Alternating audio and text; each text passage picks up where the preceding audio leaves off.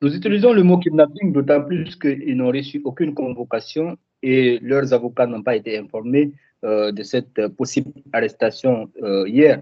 Et malheureusement, c'est à une heure indue qu'ils ont été arrêtés parce qu'ils ont été arrêtés dans les bancs de 22 heures, c'est-à-dire tard dans la nuit, sans convocation et manu militari par des personnes qui sont cagoulées, certains en tenue militaire, certains en tenue de la gendarmerie et d'autres en tenue civile, mais tous cagoulés. Ils ont été traînés par terre et emportés avec eux.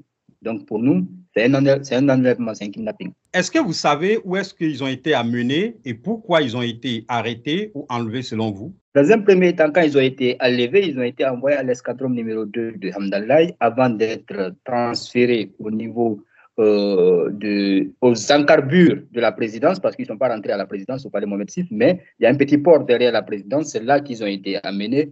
Et finalement, avant d'être retenus quelque temps au niveau du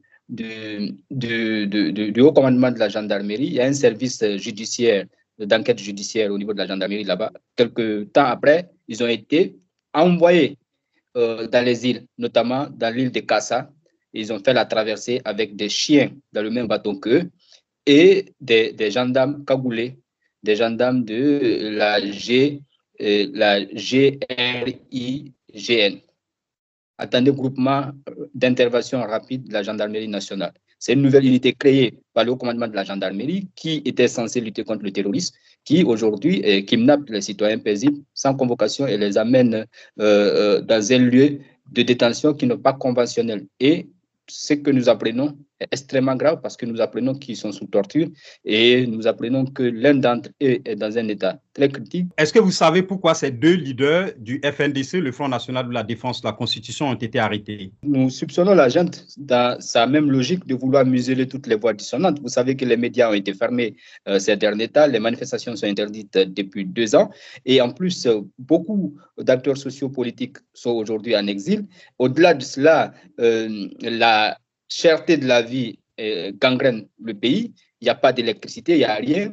Et ces derniers temps, les populations ne cessent d'interpeller le FNDC sur la situation que vit le pays et ils savent que c'est le FNDC qui est le rempart aujourd'hui pour la population guinéenne.